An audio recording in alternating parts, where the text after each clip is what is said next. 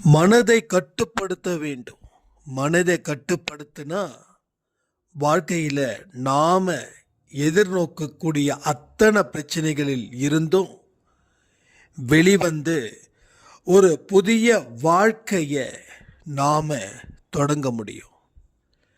கட்டுப்பாடு இல்லாத மனசு தான் வாழ்க்கையில் ஒவ்வொரு மனுஷனையும் வேதனையில், துன்பத்தில், துயரத்தில் ஆழ்த்துது. மனசுல நிம்மதியே இல்லைன்னு ஒரு விஷயம் ஏன் நடக்குது தெரியுமா?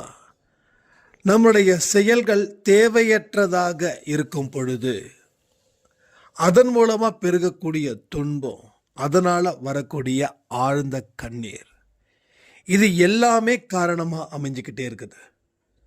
ஸோ மனம் ஒன்று மட்டும் அடக்க தெரிஞ்சிடுச்சுன்னா வாழ்க்கையில் எவ்வளவு பெரிய கஷ்டங்கள், சோதனைகள் வந்தாலும் சரி, நீங்கள் மீண்டு வாழ்க்கையில் பல வெற்றிகளை அடையலாம்.